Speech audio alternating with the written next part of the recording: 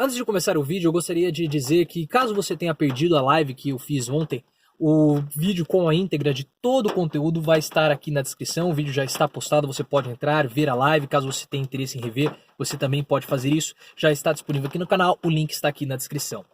E falando sobre o vídeo de hoje, eu vi uma reportagem na revista Exame que ela divulgou uma pesquisa realizada pela Ideia Big Data, o Ideia Big Data, um instituto aí de pesquisa, e mostrou que, avaliando os impactos do caso do COAF para a imagem do governo Jair Bolsonaro, principalmente para a imagem do presidente. Essa pesquisa foi realizada entre os dias 30 de janeiro e 1º de fevereiro, entrevistou ali mais de 1.800 pessoas de todas as regiões brasileiras com mais de 18 anos, pessoas com mais de 18 anos.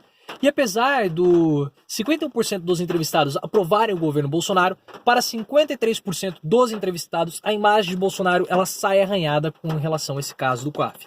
E o governo precisa prestar bastante atenção nesses números, porque a pedra fundamental de toda a campanha de Bolsonaro foi o combate à corrupção. Foi o levantamento dessa pauta ético-moral de que o governo iria acabar com a corrupção, iria combater ferrenhamente a corrupção. E as pessoas, muitas votaram em Bolsonaro por ser o candidato contra o PT. Então a base de eleitores de Bolsonaro é frágil, porque quando as pessoas são confrontadas com as principais ideias de Bolsonaro, a maioria da população brasileira é contrária à privatização, é contrária à redução dos direitos trabalhistas. Muitos votaram porque não queriam a volta da corrupção. Porque para uma parcela considerável das pessoas, principalmente os eleitores de Bolsonaro, o PT é a síntese da corrupção, é a personificação da corrupção. Então essas pessoas pensaram, nós iremos votar em Bolsonaro para impedir a volta do PT. Foi um voto anti-PT, anti-corrupção. Só que quando essas pessoas começam a perceber que a fala de Bolsonaro é uma e o discurso e ações dele na prática são outras, elas começam a se sentir frustradas com Bolsonaro e começam a retirar o seu apoio, dificultando assim o governo a conseguir aprovar, a ter força para aprovar as medidas necessárias, como, por exemplo, a reforma da Previdência. É interessante que para 35% dos entrevistados, esse caso de Flávio Bolsonaro não é uma... Elas discordam de que é uma perseguição da imprensa com relação ao governo Bolsonaro. Então perceba que esse discurso de Bolsonaro, de que a grande mídia, de que a imprensa está querendo atingi-lo, está querendo prejudicar a sua imagem, começa a ser cada vez mais enfraquecido, começa a perder força, porque já começou a ser usado cedo demais. Há um desgaste, quanto mais nós utilizamos algo, mais vai ser, menos força ele vai ter, mais desgastado esse discurso vai ficar. Eu falei sobre isso no vídeo que eu abordei o racismo, machismo e homofobia, como esse discurso está amplamente sendo utilizado pela esquerda e como a esquerda está deteriorando semanticamente esses termos. Eu vou deixar o link aqui na descrição e é basicamente a mesma coisa que ocorre com essa fala de Bolsonaro de que a imprensa está o perseguindo. E aí é interessante porque essa pesquisa revela outros dois pontos muito importantes e como esse combate à corrupção, Bolsonaro sempre tem que ficar atento a isso. Porque para mais de 70% da população, as duas pautas prioritárias do governo são a geração de emprego e o combate à corrupção.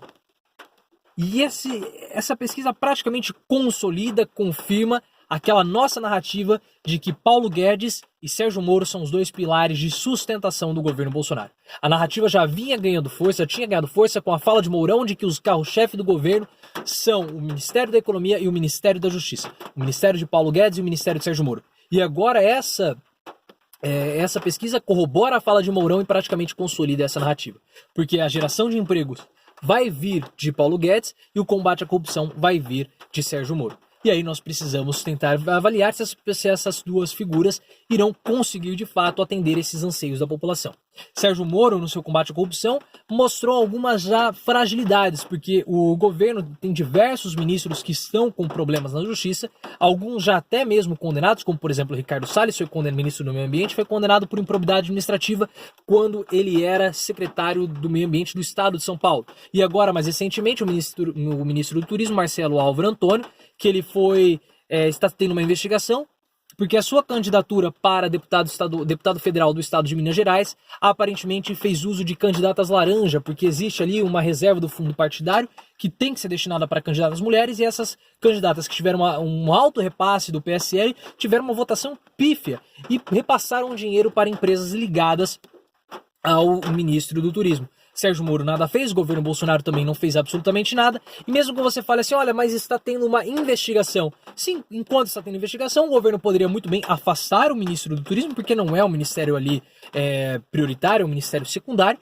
então esse ministro poderia ficar afastado enquanto as investigações acabam tendo seus desdobramentos. Se for um desdobramento favorável ao ministro, ele pode voltar sem nenhum problema, Itamar Franco já fez isso. Agora, se de fato for comprovado de que o ministro fez uso de candidatas laranja, ele pode permanecer permanentemente afastado. Só que o governo não toma essas providências. Sérgio Moro também mostrou ali um discurso bastante infeliz, podemos dizer assim, com relação ao Onyx Lorenzoni. O Onyx admitiu que recebeu Caixa 2. Sérgio Moro falou que ele pediu desculpa e basicamente o perdoou. Uma fala completamente infeliz, mas mostra que lança dúvidas com relação à capacidade de Sérgio Moro de combater a corrupção. E ela é uma pauta prioritária do governo, porque, novamente, a pedra angular de toda a campanha de Bolsonaro foi o combate à corrupção. E nós também temos algumas dúvidas com relação à capacidade de Paulo Guedes de gerar empregos. E essa geração de empregos passa pelo Ministério da Economia. Eu tenho muitas ressalvas com relação ao plano econômico de Paulo Guedes, não foi muito falado ainda, só que o que nós podemos falar é que não foi, principalmente no discurso do Bolsonaro, que a pobreza não é uma das prioridades do governo Bolsonaro. Nós temos hoje no Brasil uma enorme desigualdade social e uma enorme pobreza. 55 milhões de brasileiros vivem com menos de R$ 400 mensais, vivem abaixo da linha da pobreza. Isso dá 25% da população. No meu ponto de vista, uma política econômica forte, uma política econômica viável, passa pelo combate à pobreza e redução da desigualdade social. E isso Paulo Guedes aparentemente não pretende fazer. Porque nós temos um mercado consumidor. E muitas pessoas, antes de mencionar esse assunto, muitas pessoas elas falam que a principal política social é o emprego. Isso é uma grande besteira. Porque o emprego, ele é algo, vem da vertente capitalista. O que eu quero dizer com isso? Para que você tenha emprego, você precisa ter alguém para servir. Um vendedor serve, um médico atende, é uma questão de servir. Ou até mesmo um operário serve ao seu patrão. Então, para que você tenha emprego, você precisa ter alguém para que você sirva. E essa pessoa que você está servindo é o seu cliente. Ou seja, para que você possa gerar emprego, você primeiro precisa ter clientes. Só que para nós termos clientes, nós precisamos ter pessoas consumindo. E nós precisamos tirar essas 55 milhões de pessoas abaixo da linha da pobreza, nós precisamos tirar essas pessoas da linha da pobreza, dar incentivos e dar recursos para que elas possam consumir. Com essas pessoas consumindo, nosso mercado se aquece e aí sim empregos vão ser gerados. E como que vai ser isso? Pode ser dado dinheiro para essas pessoas? Pode, no primeiro momento, mas nós precisamos, no segundo momento, combater a desigualdade social. Muitas pessoas elas gostam de utilizar até mesmo argumentos bíblicos para defender que existem pobres, que é bíblico a existência de pobres. Sim, sempre vão ter pobres e sempre vão ter ricos. Só que a distância entre esses dois grupos não precisa ser tão grande. E os pobres podem sim ter dignidade. E nós precisamos tirar essas pessoas que estão vivendo com menos de R$ 400 mensais, essas pessoas que estão abaixo da linha da pobreza. Nós precisamos tirar um plano econômico passa pela retirada dessas pessoas da linha da pobreza, porque elas possam consumir.